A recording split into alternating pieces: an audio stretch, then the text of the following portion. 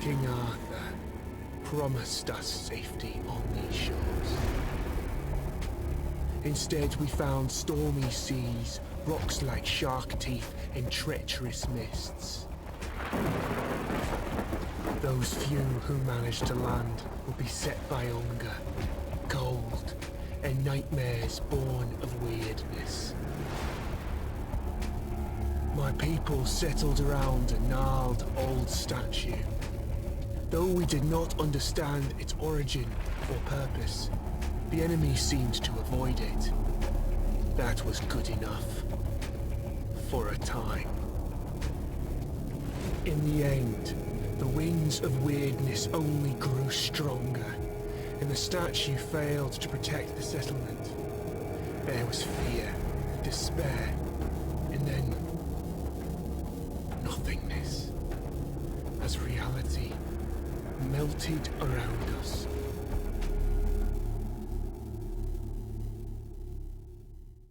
You awake to nothingness. All you can sense is darkness. A dense mass of emptiness so total that even your thoughts disintegrate.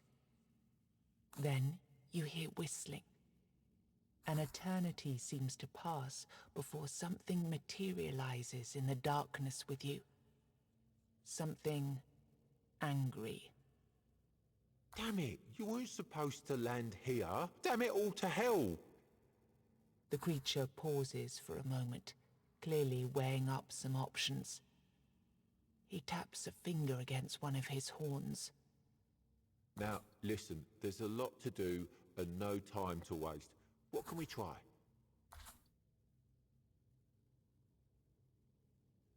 Perfect. You can speak, and yes, these are really great questions. No easy answers, though. Sorry to disappoint. Now, listen closely. Are you ready? Brace yourself, because what I'm going to tell you is rather important. You're gone. Your village is gone. Everything you've ever known is gone. Yes, everything and everyone, including your very own self, as I mentioned already. However, the creature taps two hooves together, marking a dramatic pause. There is a small chance, an infinitesimally tiny chance, really, to bring it all back. You were saved from death in order to keep your reality from falling apart. But, well, it's not going to be easy. First, we must ensure that you're in good enough condition to actually do anything. Which brings us to the problematic part. Your body. You squint down at your feet and hands in the darkness. They seem perfectly fine. Oh no. Oh, goodness me, no. That's just an illusion. I had to get you here somehow, didn't I? Otherwise you'd start talking about the afterlife and whatnot. And this, my friend, is not an afterlife. This is a total mess. But let's see what we can do. Here, this little trick should get us started at least.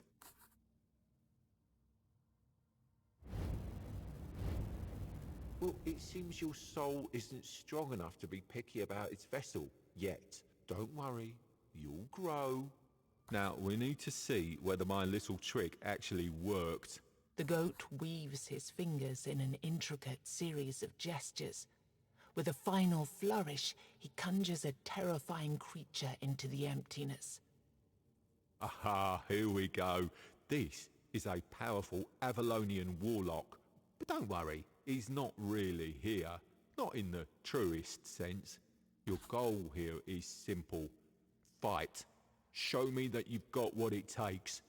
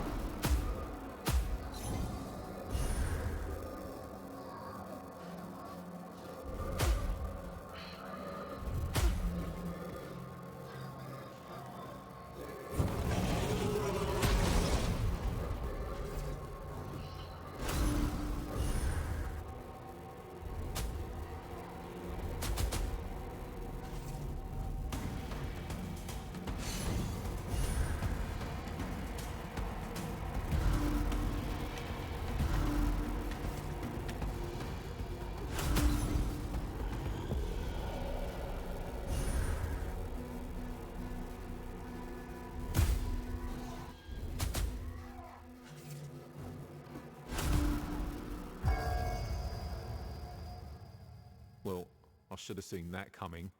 It was optimistic of me to expect you to beat it on your first try, but don't worry. Like I said, you'll grow. I'm going to send you to a very special place now. It's a mirror of your reality, located in an endless loop between life and death. You won't die there, but nothing's really alive there either. You'll wake up in a place resembling your own village. You'll find a man there whose task it is to help you on your journey. Your main objective for now will be to push onwards, survive, kill the 4 guardians. Then we'll talk.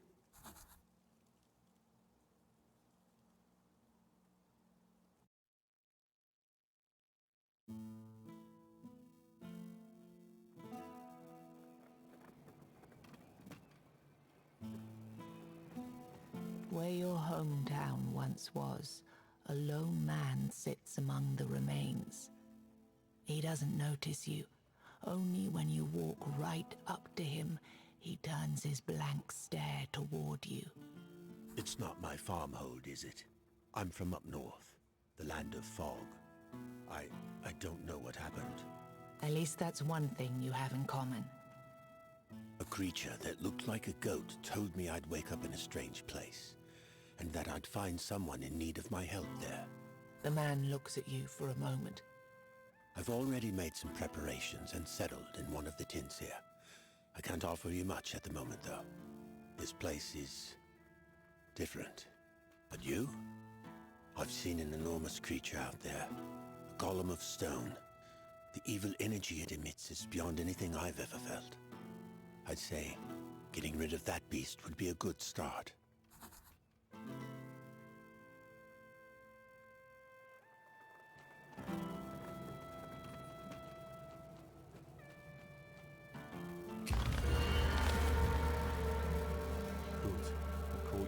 Went out all on your lonesome.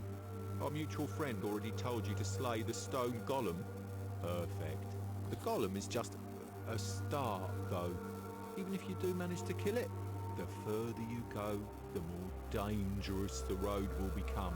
And since we're talking roads, you're walking within the wood. Oh, and before you face the golem, look around the area.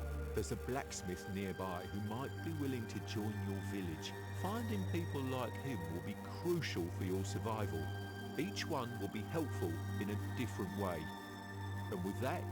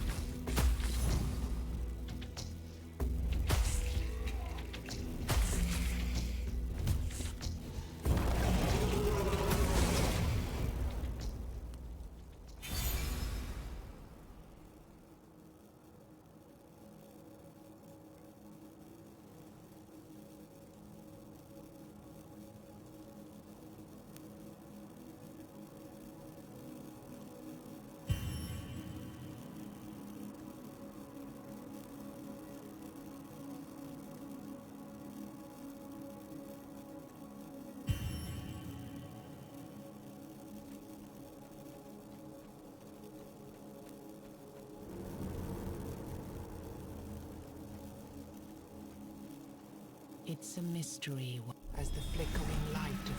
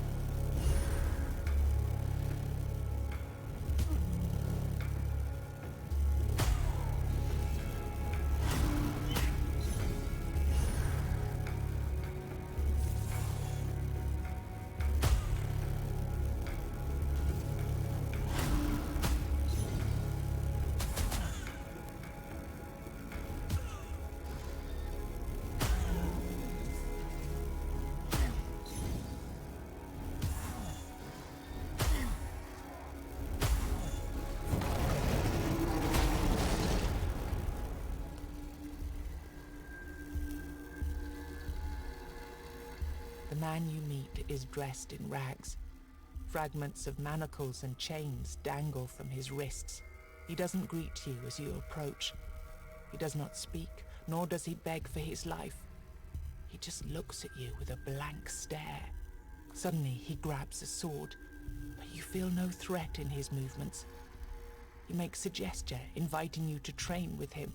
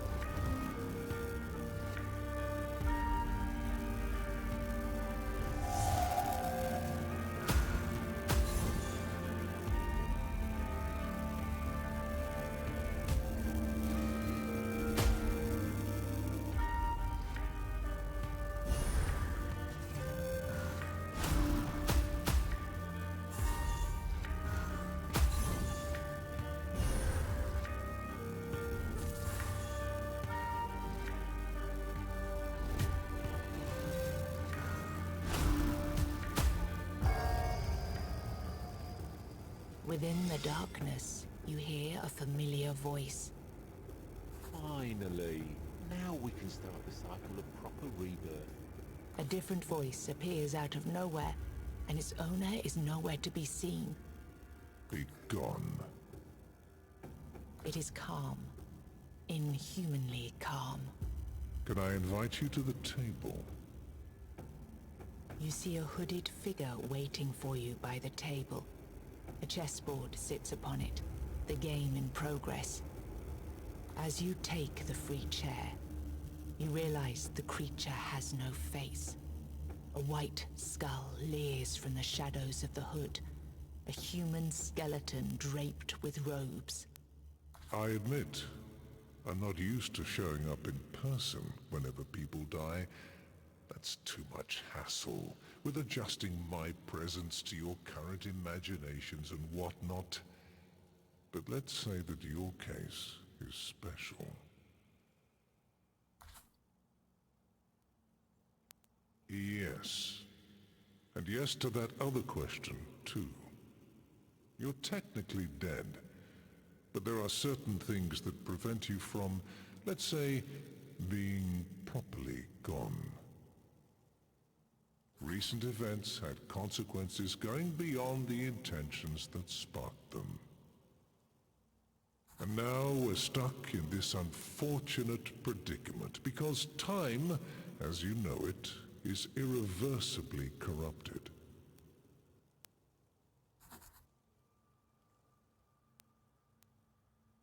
The past and the future are happening at the same time.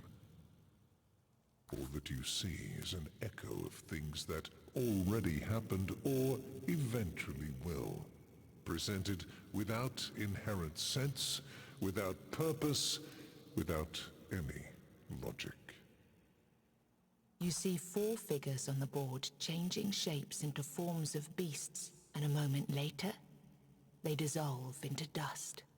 You must slay the Guardians and keep slaying them until you reach the source conjuring them out of the weirdness. Their deaths will make you stronger. This will lead you to your destination.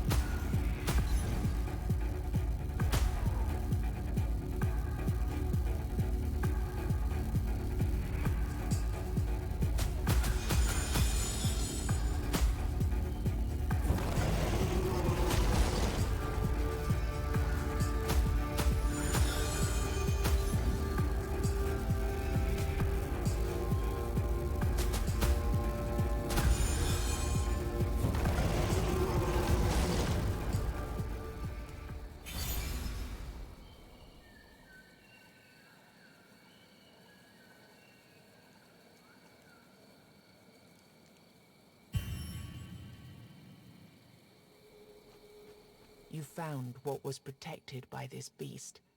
A stash of gold and jewelry. When you filled your pockets up to the brim with gold, 3 ethereal chests materialize in front of you. Bringing your hand towards one of them causes the others to shimmer and blur.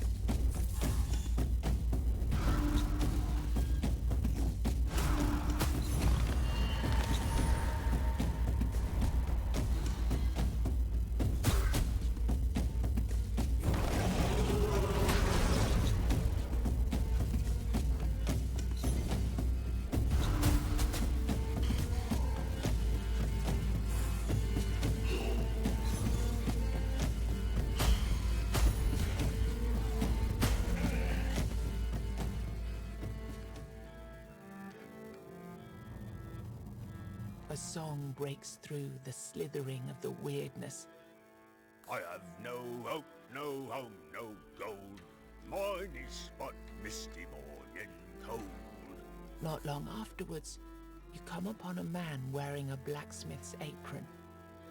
Oi, traveller. Want to buy a good anvil? 'Tis all I have, I'm afraid. Me home, you see, went poof. 1 minute there, next minute gone. I found myself here, with this lump of iron for company. I swear to gods it started talking to me not long ago. Oh, no. I left that life behind quite a while ago. All I'm interested in these days are rune stones. Good. I'm glad to hear it. And it should be a relief for you to know that you'll find a lot of them out there. I'd say that since you know what you're looking for, you should be able to find more of them out there. By the way, you want me in your village? Well, you must first prove you can take care of yourself. Kill 10 bears and... just fooling, for pity's sake. What would I need 10 bears for? Show me the way.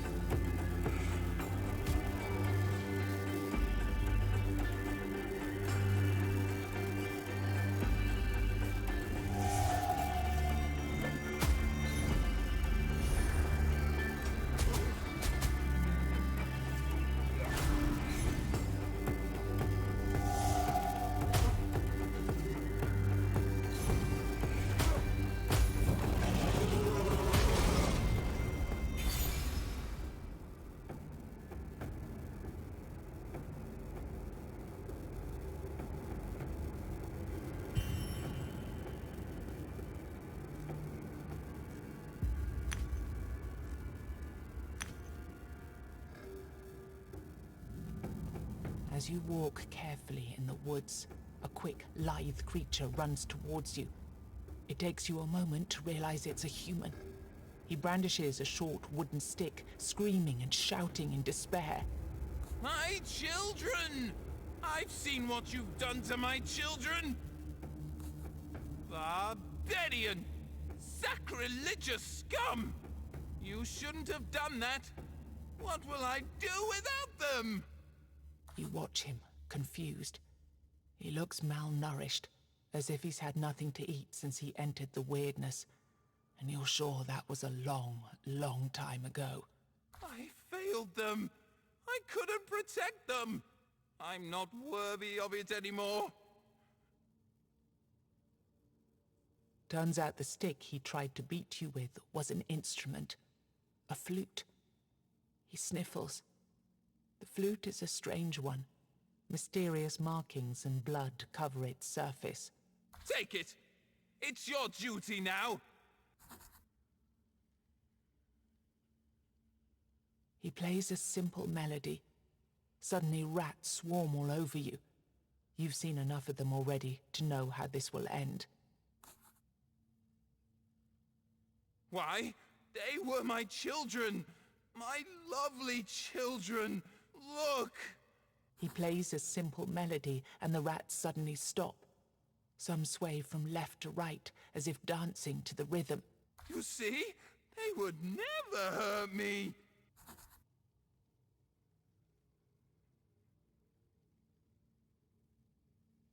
Use it. Use it every time you see them. Play this every time you see my children. Promise me! Promise! You bow to the stranger and leave him to his madness.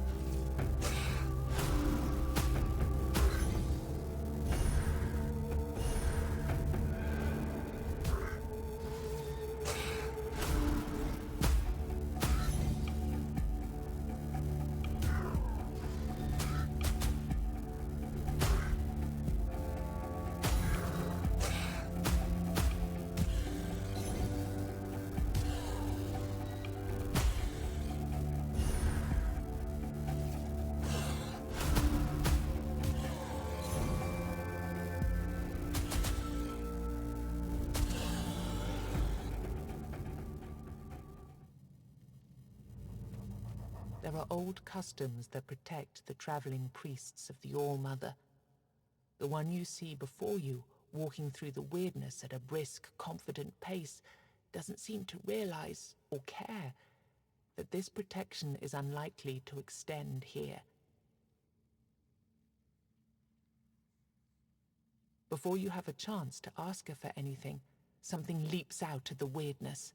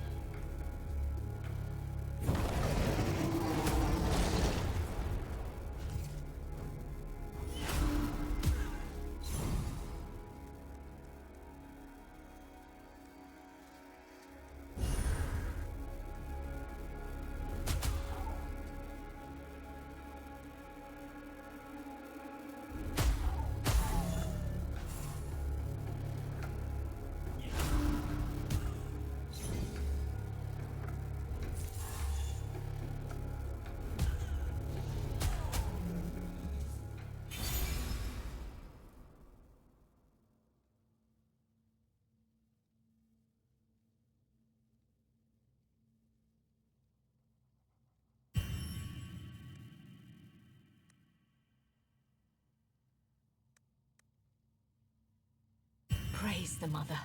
I'm glad you're here.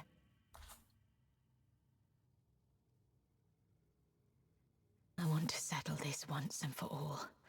If All-Mother is still with us, she will protect me. If not, I'd rather die anyway. Now let me be on my way and you go on yours. With my blessing. Reluctantly, she reveals that she went into the weirdness of her own free will. Ever since we landed on Avalon, I've seen so much evil. Men killing each other for a slice of bread. Parents drowning their children so that their cries don't draw a weird spawn. It's so hard to believe the Mother still watches over us. I'm on a pilgrimage, trying to visit all of the shrines raised throughout these lands in the name of the All-Mother. You realize that with the world being in constant flux, stuck between various times and realities, her pilgrimage will probably never end.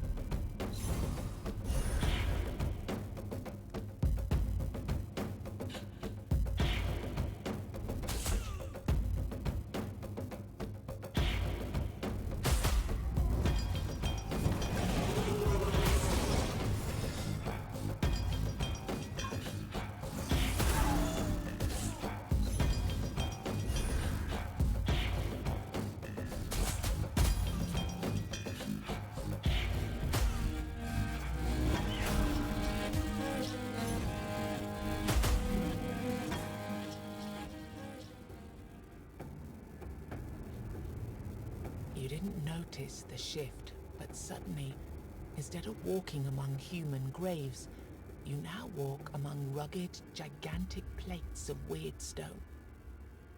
It seems to form a labyrinth of sorts, but you can't see any pattern to it.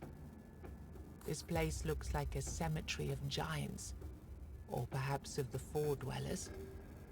Did the Four-Dwellers bury their dead? Whatever this place is, lingering here doesn't seem like a good idea. While wandering around, you notice something shiny glinting on the ground. After a moment of hesitation, you pick it up.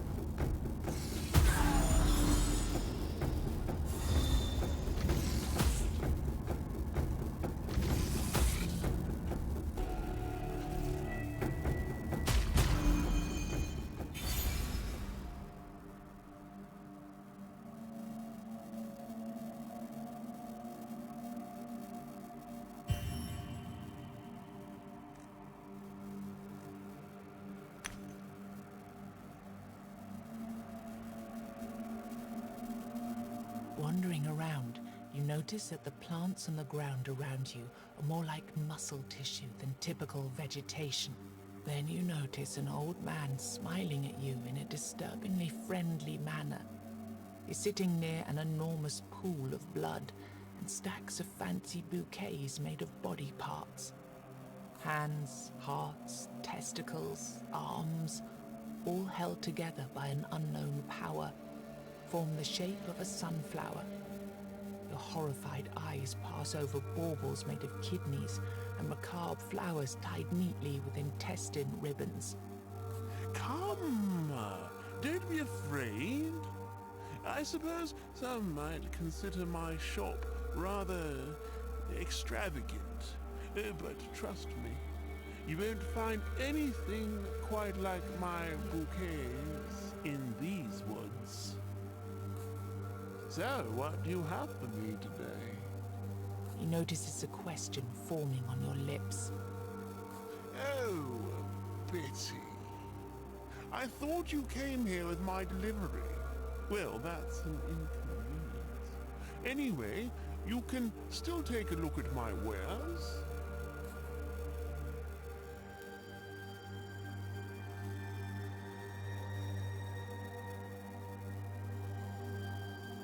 A splendid choice.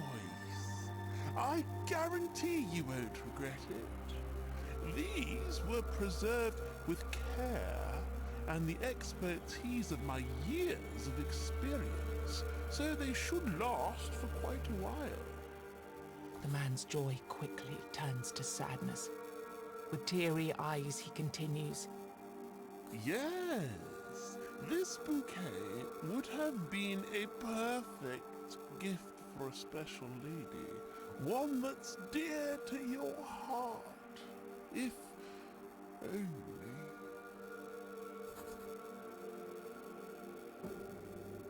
He sobs for a while. Then, with a shaky voice, he explains. Bouquets have a purpose. They were invented for a reason. But that purpose has disappeared from this world. Nobody needs them anymore. Everyone says there are more important matters at hand. We just don't live in the right times for vanity and joy. And that's what bouquets are all about, right? He tries to collect himself. But I won't give up. I need to believe that all is not lost. And I do have a favor to ask of you. There is a lady out there, the fairest maiden of them all. I've only seen her once, true, but I know that she's the one for me. There's no doubt in my mind. Her presence by my side is all I dream about. Her beauty is all I can see. Please, I beg you, take the bouquet. When you meet her, the love of my life, she's bound to notice that it was made especially for her. Let her know that there's someone in this world who won't ever stop dreaming about her.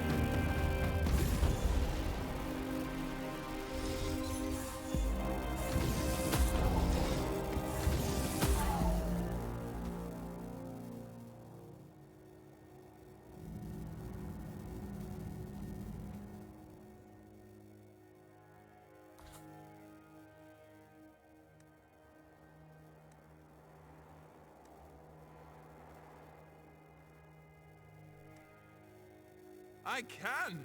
Definitely!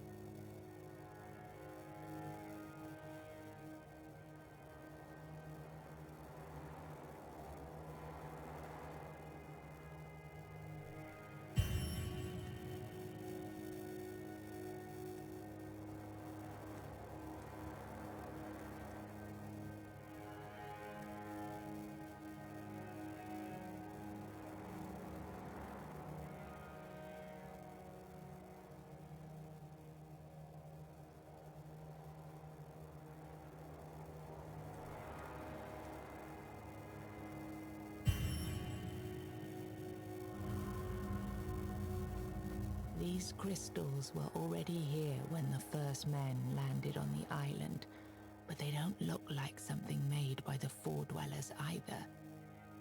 Their origin doesn't matter much, as most of them had been damaged by bandits looking for valuables, or simply smashed by vandals who enjoyed the way they crumble into pieces.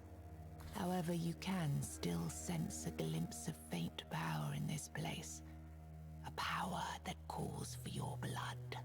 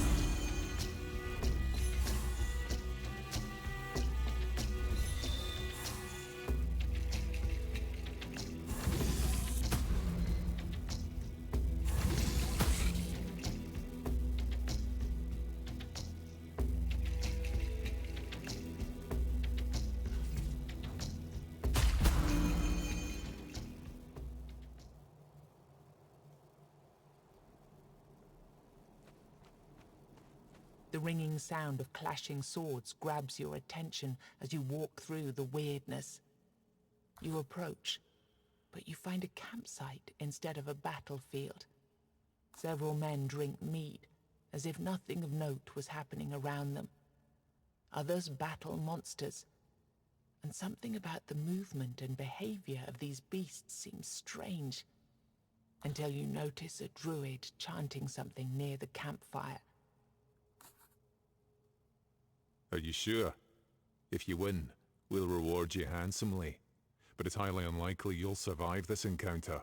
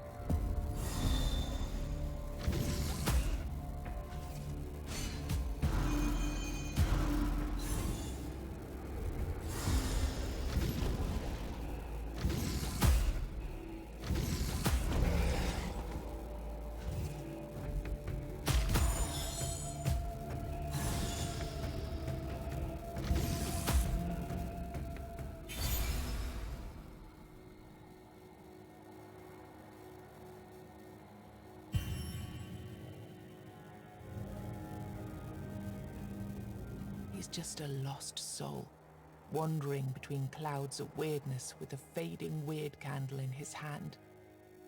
His eyes light up when he sees you. You notice that he is not actually looking at you.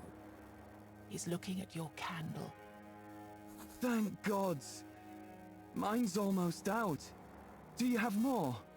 Please, if you don't help me, I'm done for. Thank you. I promise to make good use of it. He continues with his search.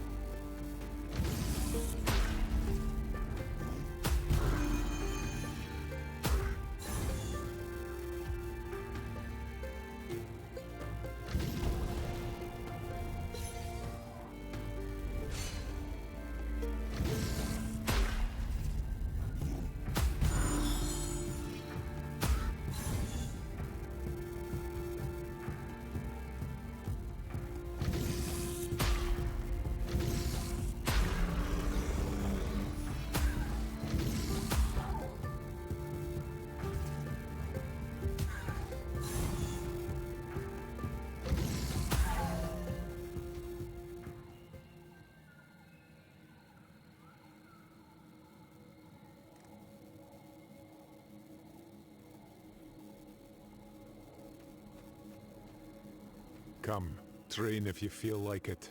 These may be mere illusions, but they hit and kill, just like the real versions.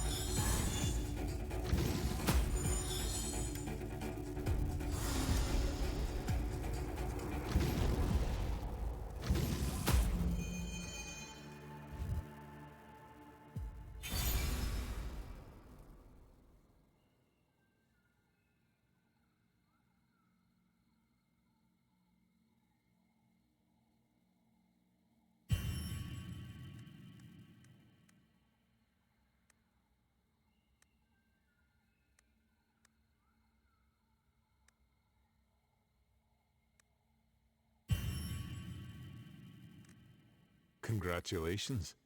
Here's the promised reward. A favor. You can handle yourself, so I figure you won't be afraid to handle something that no sane person would ever agree to do. Somewhere out there, you might encounter a certain knight, a creature of enormous size and even more enormous appetite. I have to ask you for help to convince this creature to come back here. That's a long story, but he belongs here with me. Here, I can take care of his condition and keep trying to heal him.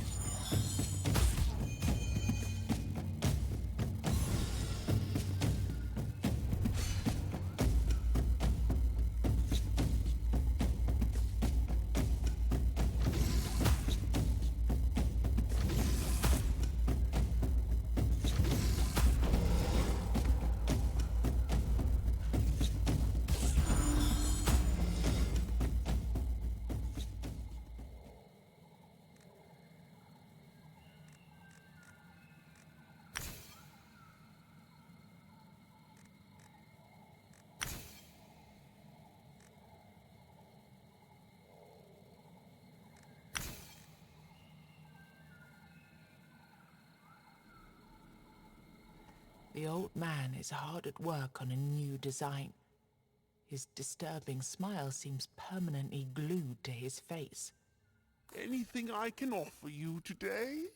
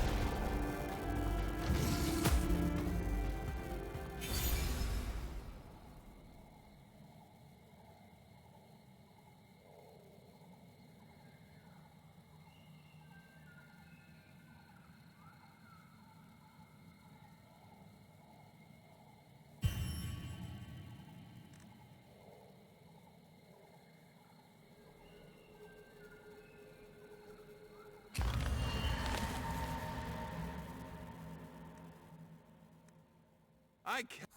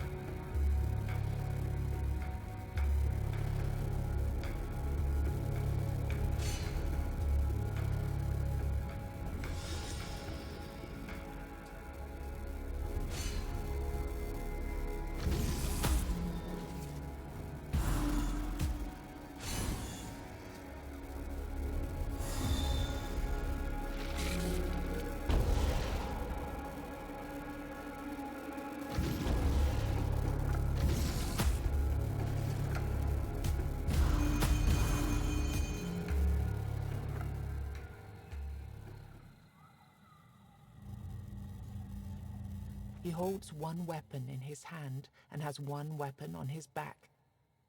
This strikes you as a bit excessive, unless he's a traveling weaponsmith. The blood covering his leather jerkin is not his own. It seems he can take care of himself.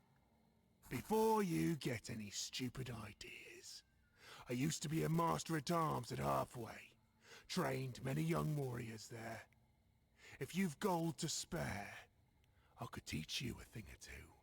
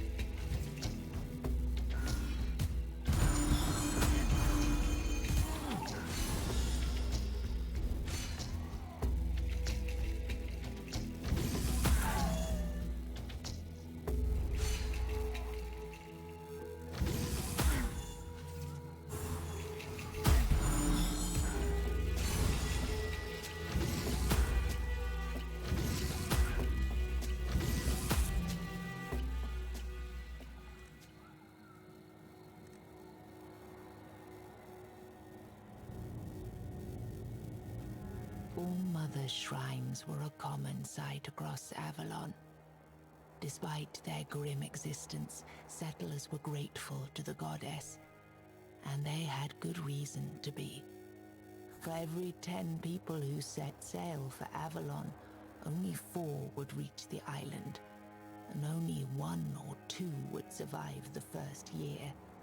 The shrine has faint traces of power lingering in the air.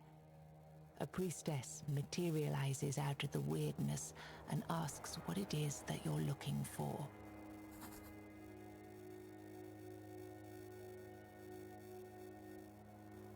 The priestess gazes at you with a blank stare. You realize that, despite her phantasmal appearance, the payment for her services must be very real indeed. She carefully counts the coins you gave her. Only then does she whisper a spell.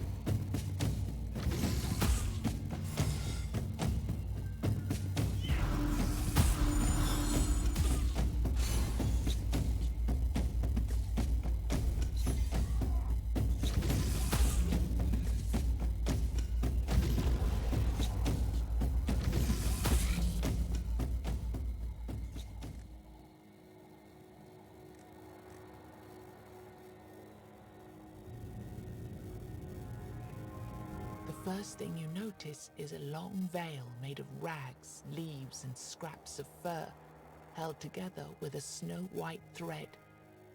Then you notice a woman with a gaunt face and greying hair.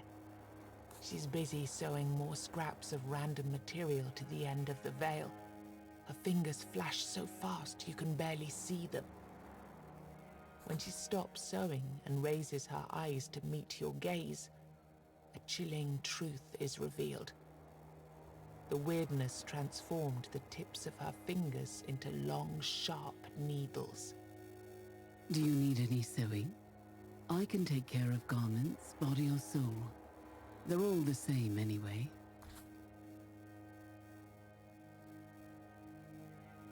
Me? Oh, there's nothing to say really. I'm Neith, a seamstress. In my past life I used to make gowns, cloaks and garments, mostly for women and noble knights. Now I've been improved. She looks briefly at her needle-like fingers. And after that my clientele changed. Currently I'm making sheets for my protector. And let All-Mother be my witness. She's a demanding customer. She smiles mysteriously. Well, you probably wouldn't like her very much, but she keeps me safe. She's very protective. But it seems she's about to go into labor soon. She forgot to bring me food and kept pushing me to sew more and more. I'm exhausted, to be honest.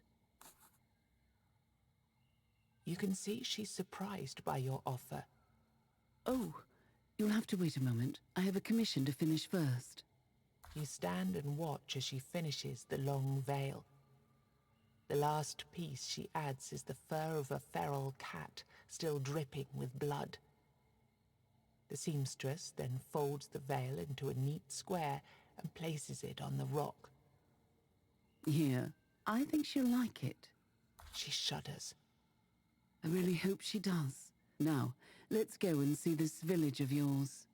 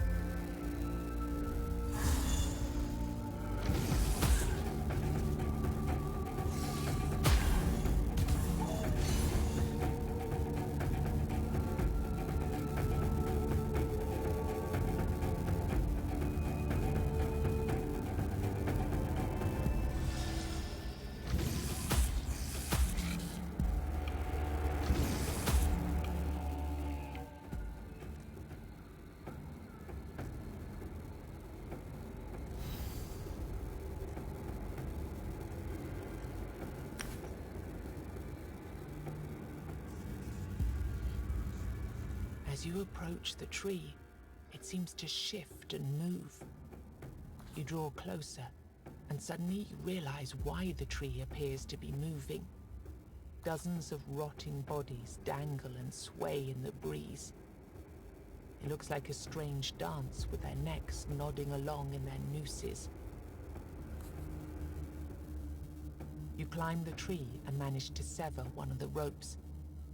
A corpse falls to the ground with an unpleasant squelch.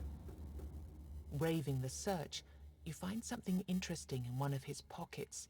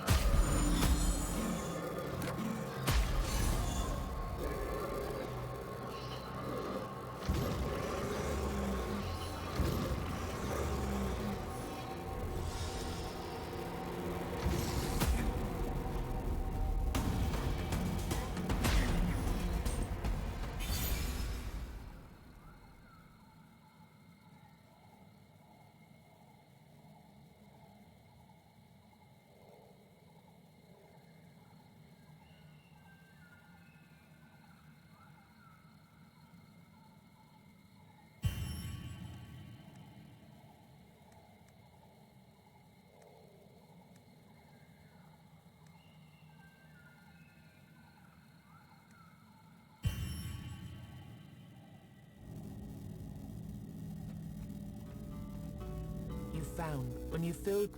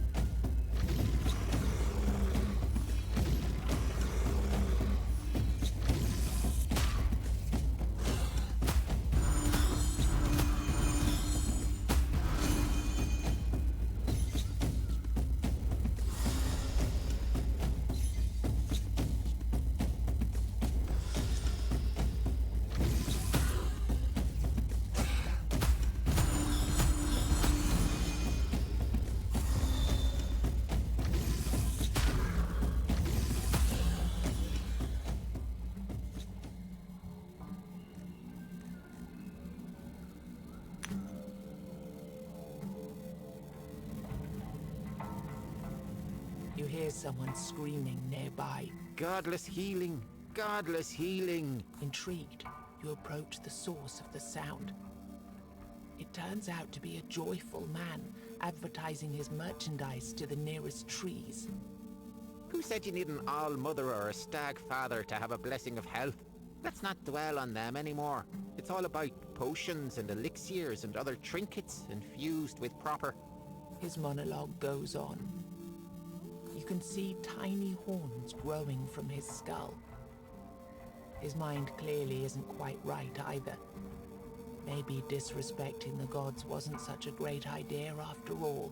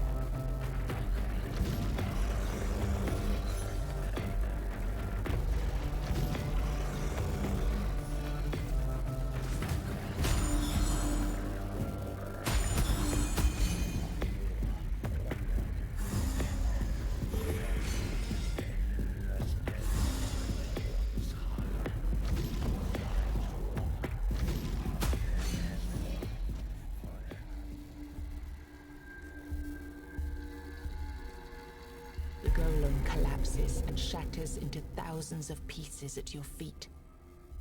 You feel a strange surge of power in the air.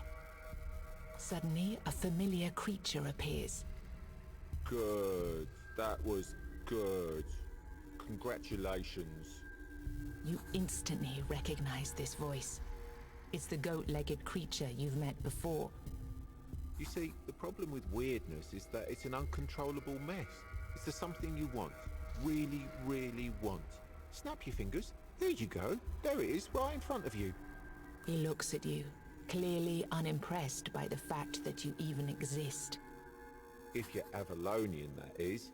You, people of the homelands, never found out how to control this power. And the problem is that you tried, because obviously you did. You know which human emotion is the strongest.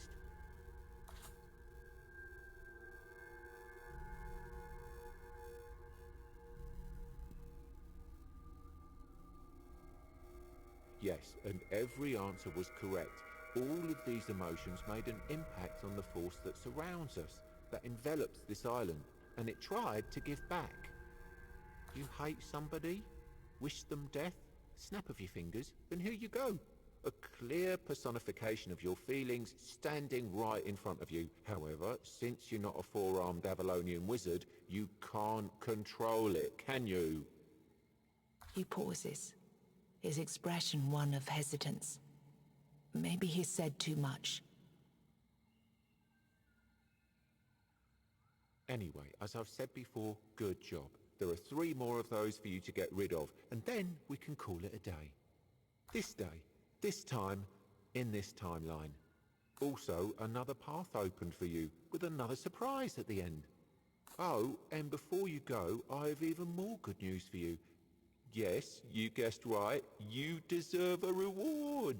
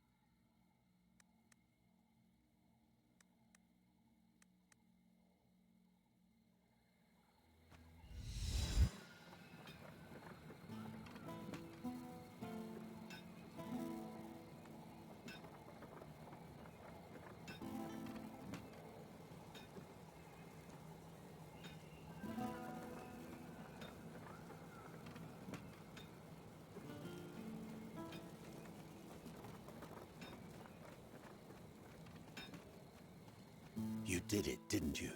You've slain the beast. I knew I felt something unusual, as if some tremendous power was suddenly released and hit this land like a wave. He nods in admiration. I have to be honest with you, though. I had to make sure you'd be able to survive here. I had to be sure that you're the one I've dreamt of, in the strangest of dreams. He looks through you with his blank stare, but you're sure you've noticed the briefest glimmer of hope in his eyes.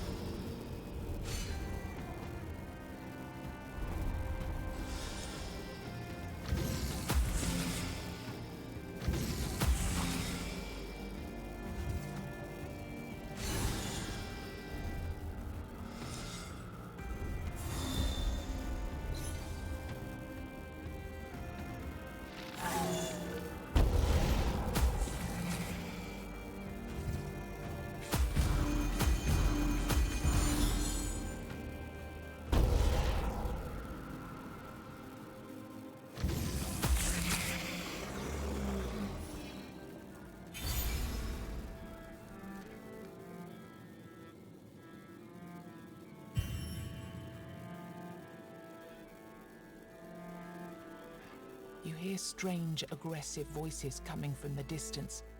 Then, soon enough, you see a group of people carrying a burning statue of a demon. Worship her! Worship her!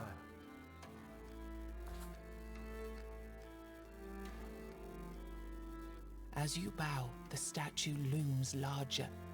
She stands still, though in the flickering light of the flames, she seems to wave her arms towards you. The mad crowd cheers, raising their weapons to the sky. And you worship her! Come with us! We shall feast together! The crazed worshippers look at you with excited anticipation. Then one of the older men realizes that you're not well versed in their ways.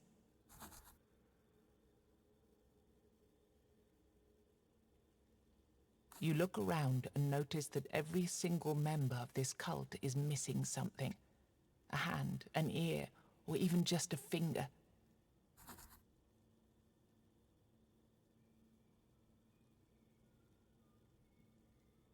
As you offer your blood, a man carves off a sizable chunk of their holy statue and hands it to you on a wooden platter.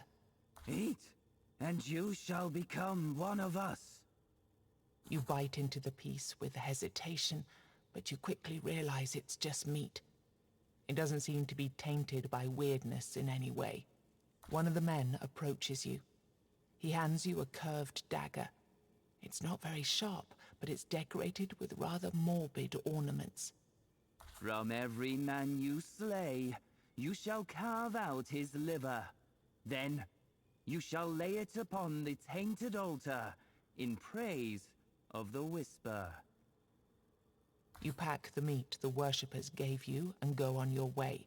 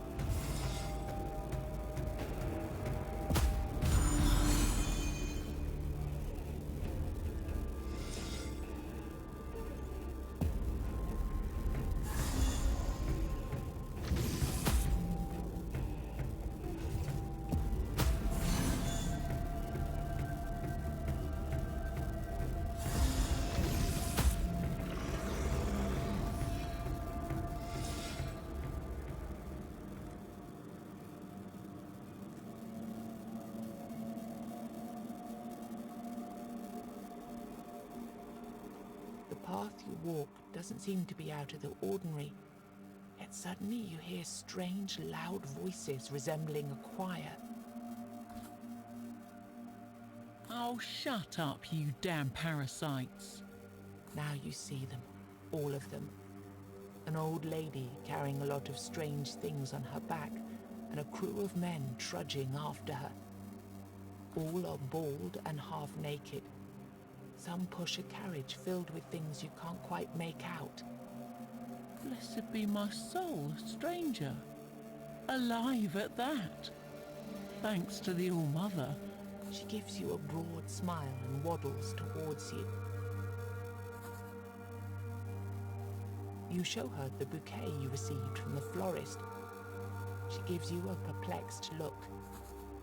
We're on our way to the battlefield with supplies for the army, but it seems we lost our way when this strange fog trapped us last night. It seems that she didn't notice that members of her crew have been dead for quite a while now. The wizard Merlin was supposed to lead our troops with Sir Galahad. We were to meet them somewhere around here.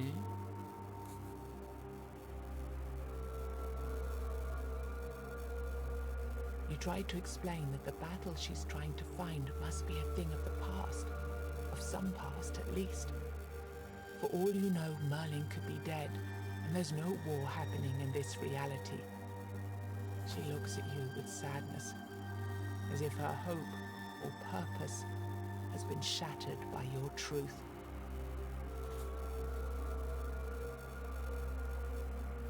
Oh, I guess sharing some of these things can't hurt.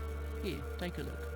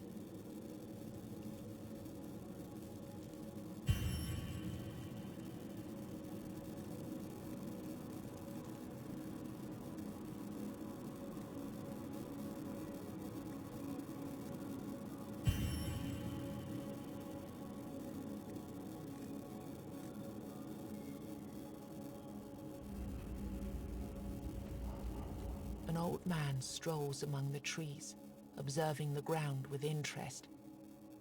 Strangely, he holds no weird candle in his hand, only a wooden walking stick. He lights up with joy as he sees you.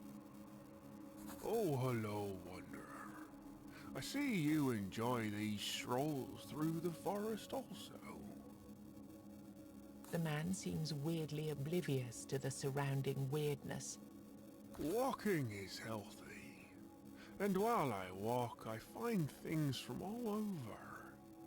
Want to see my collection?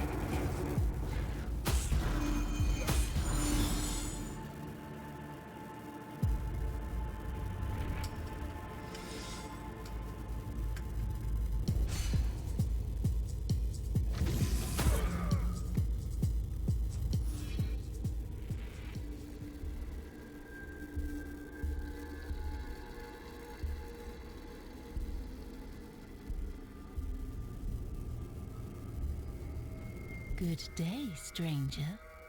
Are you in need of some guidance? It's a question asked by an eerie yet elegant woman who's just appeared in front of your eyes. She's of indiscernible age, but looks strangely disturbing, standing peacefully within the weirdness. You can withdraw the course of your destiny and change the fate of your future fights. Come closer and see for yourself.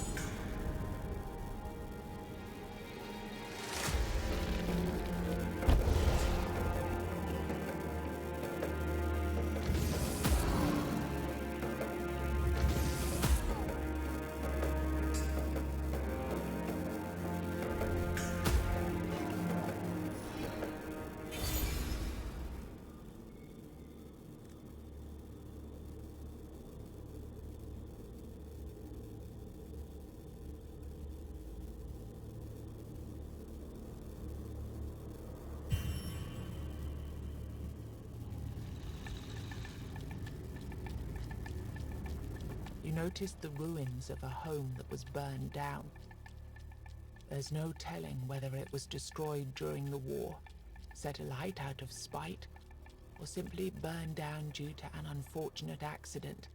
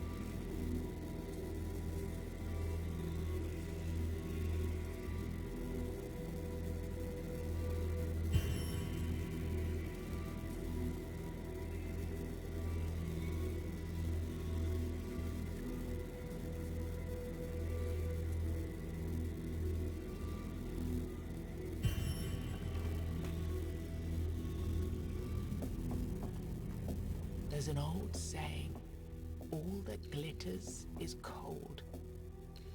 Even still, when you notice a pale shivering light between the trees at the edge of the weirdness, you feel beckoned to follow the light deeper into the forest.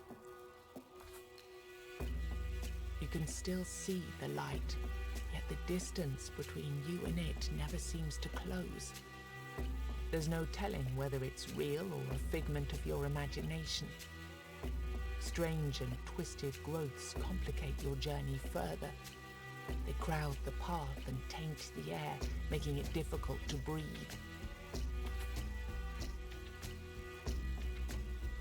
As you walk deeper into the woods, the darkness grows ever more impenetrable, and the light fades to shadow. The thorns of weirdness twisted trees carve sigils into your flesh.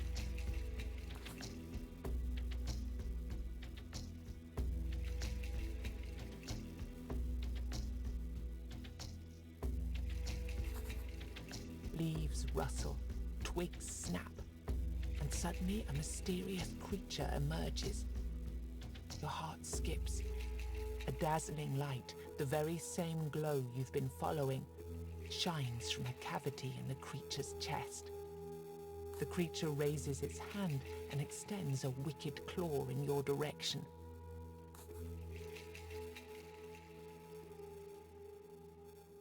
You hear a whisper mixed with faint, mocking laughter. Coward. The creature disappears into the weirdness.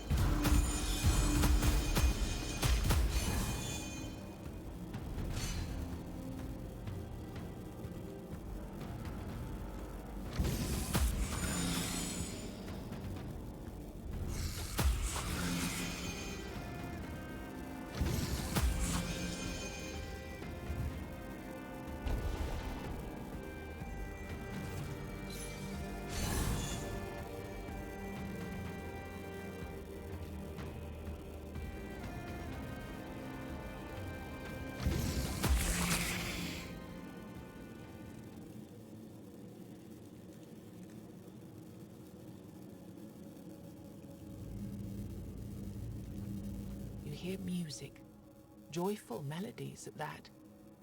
They sound weirdly inappropriate, drifting through the inscrutable darkness. Then, the source of the sound appears. Oh, a traveller. Come on, sing with me. There are many instruments around, all made from materials at hand. Most have been crafted from sticks and bushes, but you can also see some monstrous body parts here and there. Singing is the only thing that will get us through these strange times, don't you agree? Sing with me. You aren't all that bright, are you? My music once filled the halls of... Wait, what was the name of that king? You know, the tall one. Arthur? Yes, grumpy one, didn't like jokes, but he paid well. He starts to dance again, clapping on his belly like a drum. Speaking of paying, Master Stranger, do you have any coins to spare? If you do, I might teach you a song or two.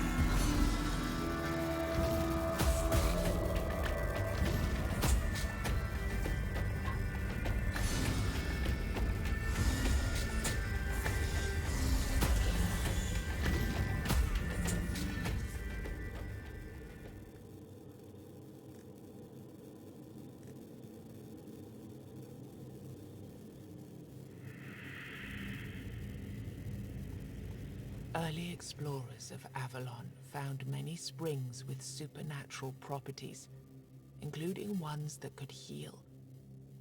Not many of these miraculous creeks are left these days, since most were drained dry to provide water supplies for Arthur's soldiers.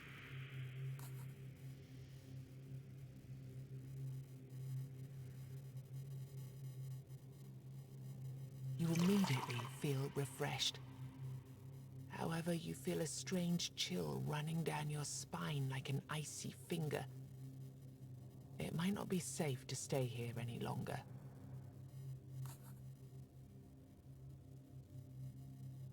As the waters heal you again, the spring runs dry.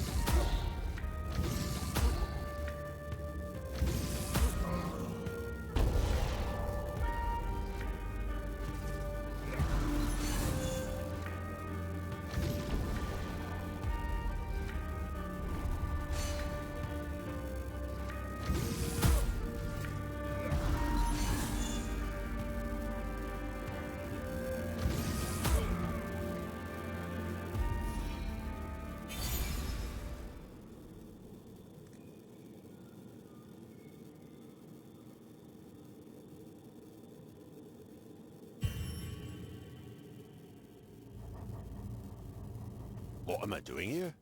Well, looking for resources, obviously. Here, look what I found recently.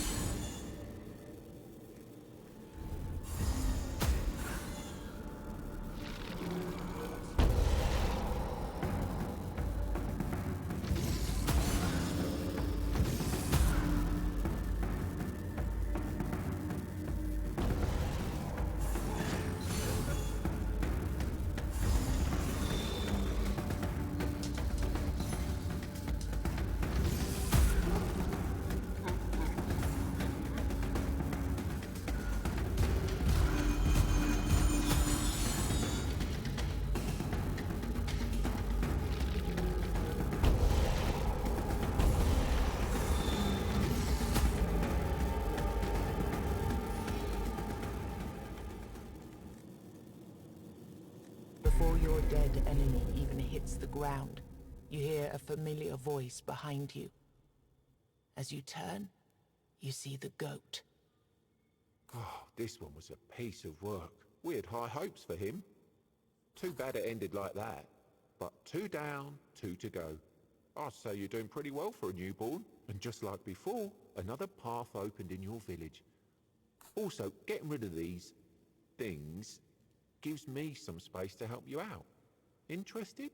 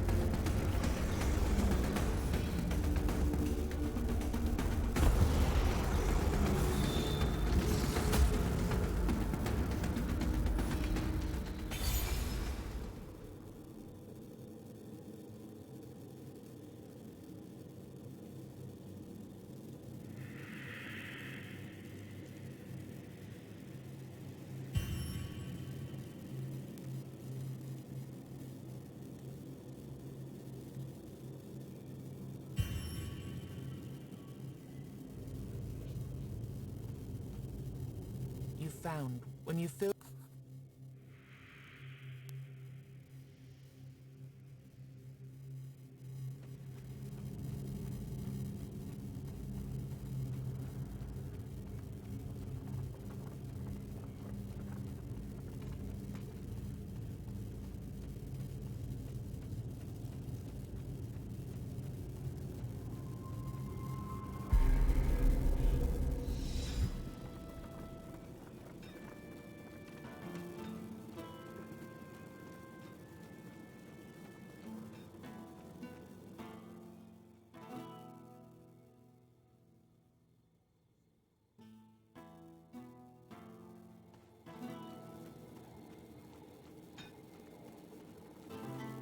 As you approach the blacksmith, you hear him angrily mumbling to his anvil. I swear on my name. One day he'll pay. Oh, it doesn't matter. Not at this point. Now I'm here, and happy. It's just an old habit of mine. His eyes say otherwise. Something is clearly on his mind. It really doesn't matter. What matters is that you've invited me to your village, and I can now hammer away in peace and safety.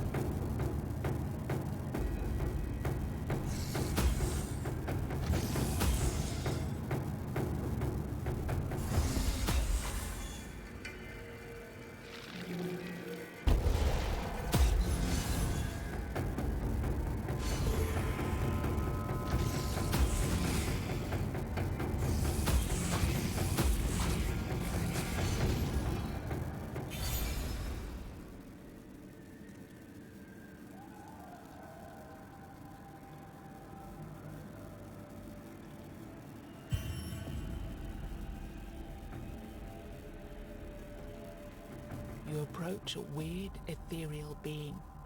It exists in the material realm, yet leaves a fleeting, otherworldly impression. Her eyes twinkle and glow with a unique emerald shade. She's not a witch, that's for sure, but you're not exactly certain she's human. She seems to be composed of wood moss and starlight, but the warmth she evokes in you is soon frozen by the realization that she sits in a writhing snake's nest. Oh my, look who we have here, my darlings. Another lost soul. She stares as more snakes slither from the woods. Tell me, what is it you want, traveler? We can do things for you, if you simply promise to leave our nest in peace.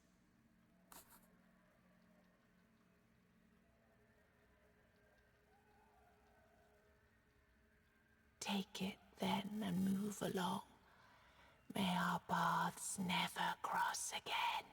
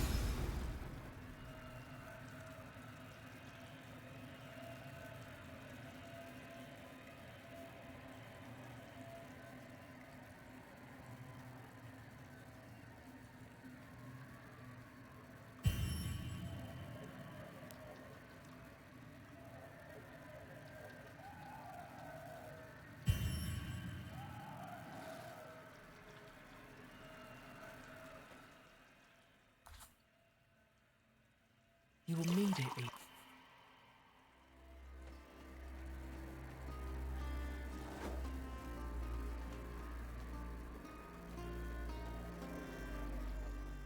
As the flip.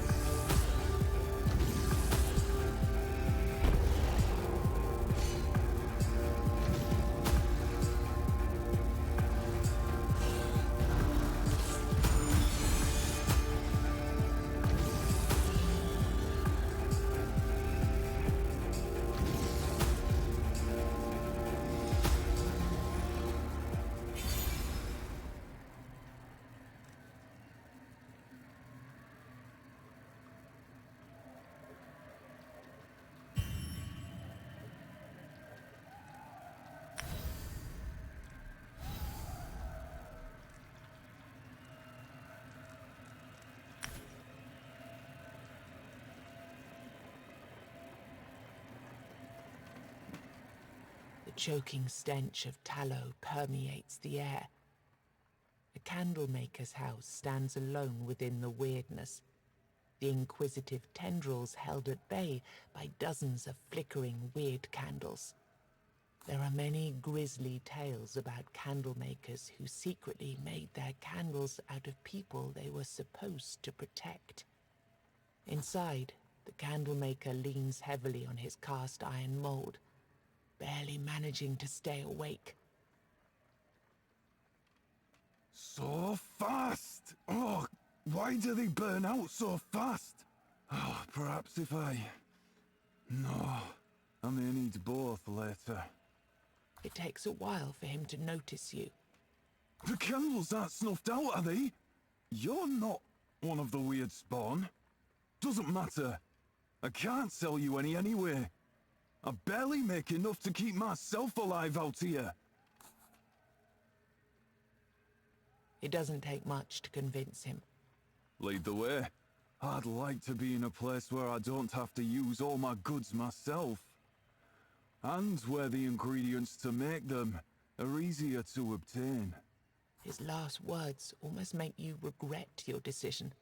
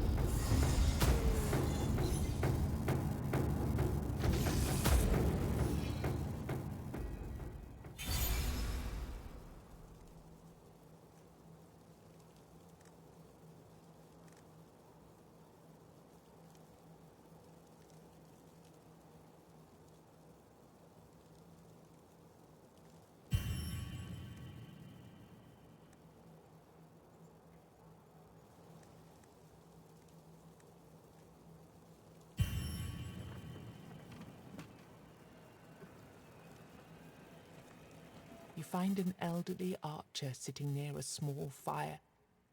He tends the flames with care and tenderness. Oh, a visitor. I haven't seen a friendly human face for a long time. It's getting lonely out here. With a gesture, he invites you to sit with him. Beautiful, isn't it?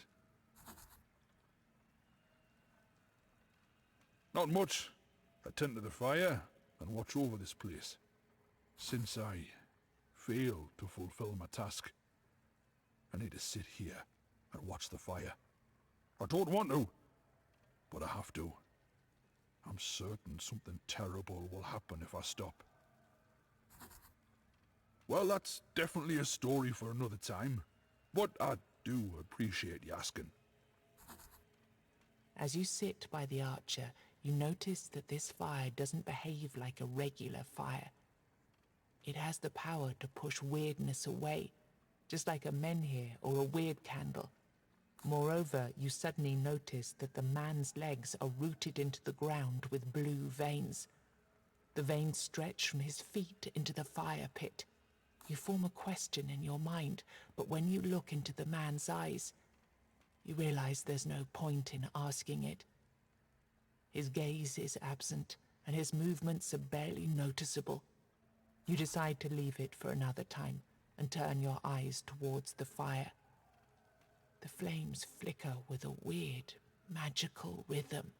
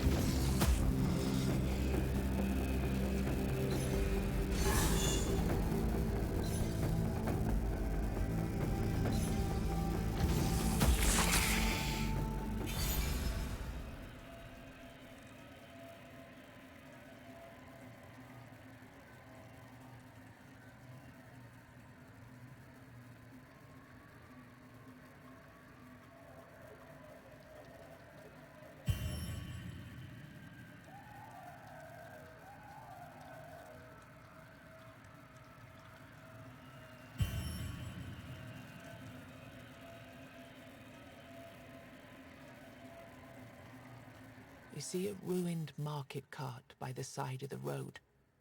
A man is desperately trying to arrange his wares on whichever surface of the cart is flat enough to hold them. As you approach him, he immediately announces, My lord, I'm sorry. That's all I can give you this week. "Who does he take you for?"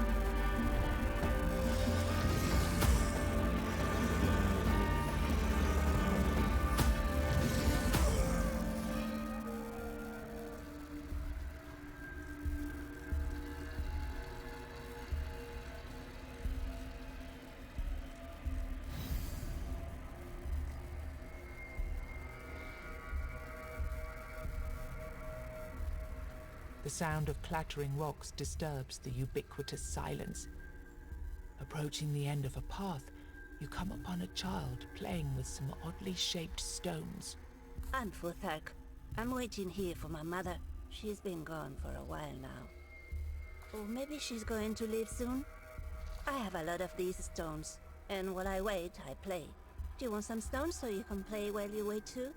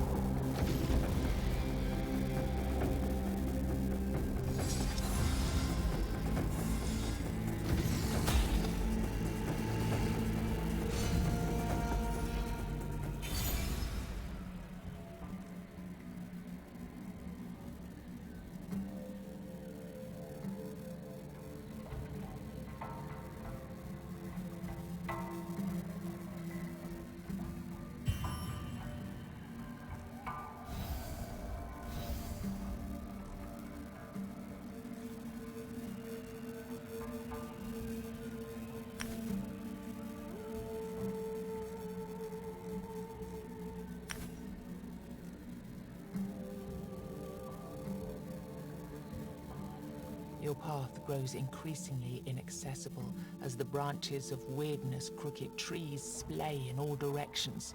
Suddenly, you come upon a woman who, judging by what remains of her tattered clothes, must have been someone of importance at some point in her life. You can't focus on her garb, though, because as she turns, you realize that she's feasting on the rotting flesh of a dead monster. Blood and ichor drip from her open mouth. Who do we have here? A stranger? It might be your lucky day, wanderer. The woman giggles flirtatiously and covers her jagged teeth with one hand. Give me your life's essence, and I will reward you with my precious stones. Unfortunately, this specimen here is running low. You show her the bouquet you received from the florist. You can sense that she's overcome with joy and hope. Give it to me. This is the most magical gift I've ever received. Like it was made just for me. Tell me who made such a wonderful bouquet? You tell her everything there is to tell about your meeting with the florist. She listens intently. What a surprise it is to find someone so gentle and pure survived in this world. Please let him know that I say yes. I want to meet him immediately.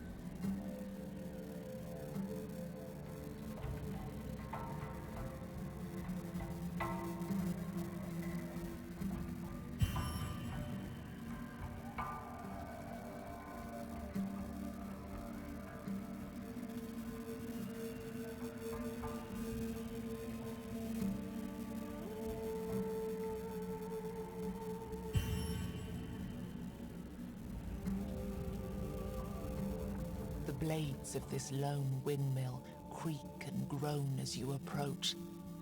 It's as if they're trying to warn you about something.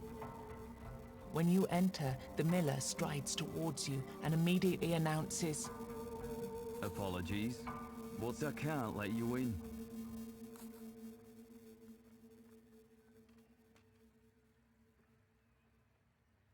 The man looks at you with an unamused expression. "You weren't invited. Besides, the ceremony is in progress, so there's not much to be done about it."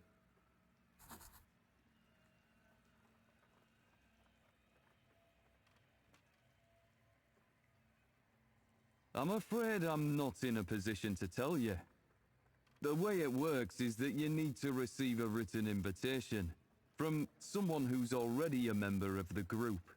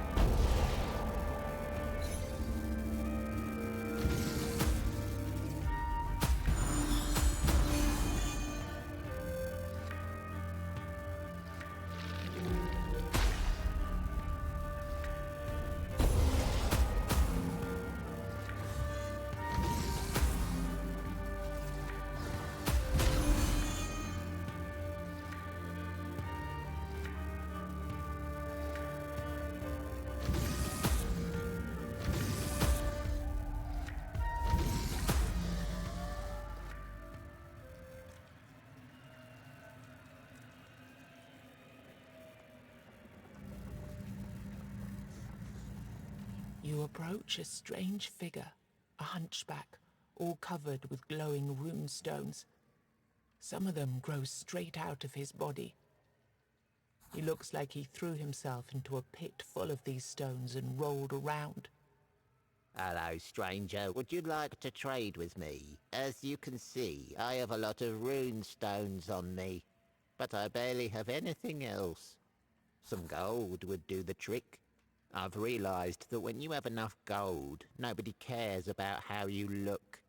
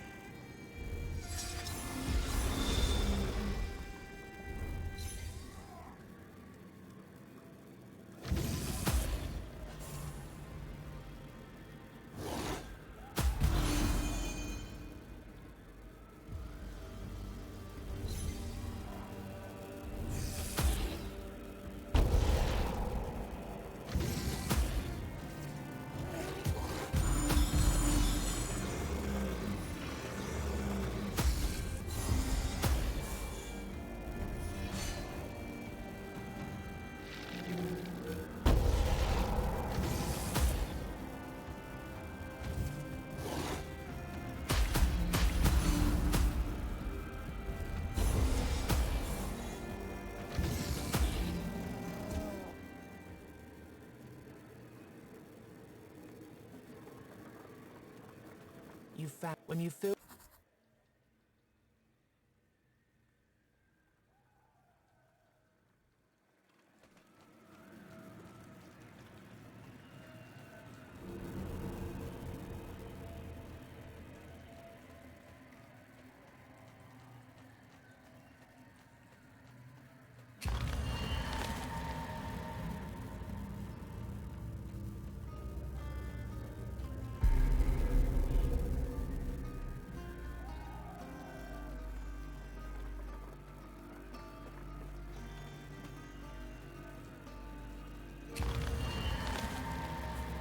As the waters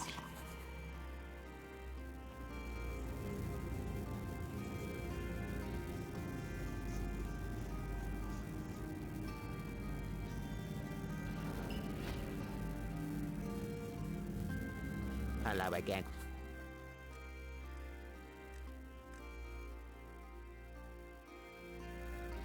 Hello again, Hello again.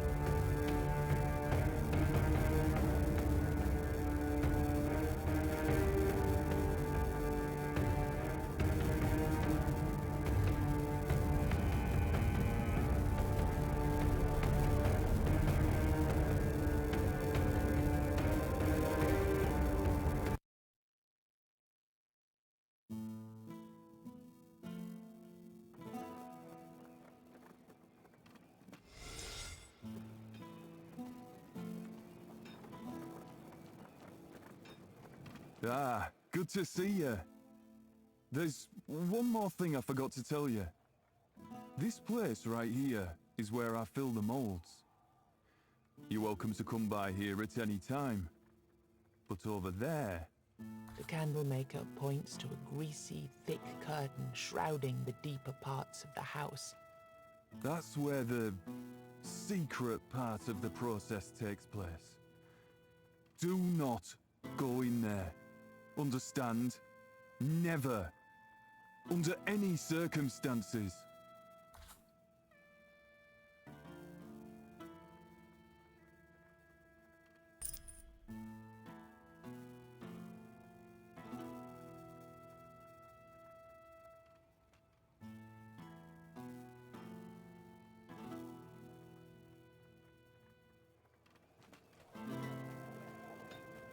The blacksmith is hard. Don't even think about bringing other blacksmiths here with you. This village is mine. We are dead serious when it comes to competition.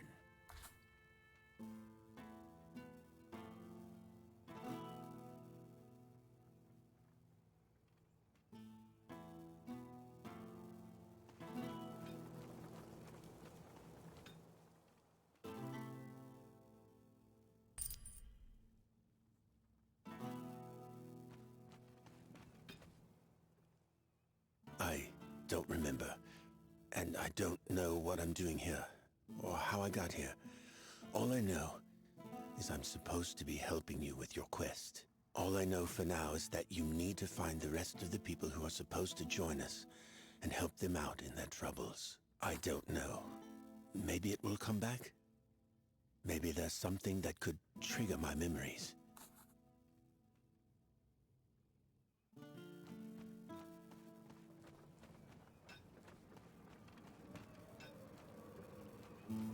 She looks at the expanding village with a critical eye. You did a good job gathering all those pieces together. But we need to do more before they become a real village. We need to join them, but I've yet to find the right thread.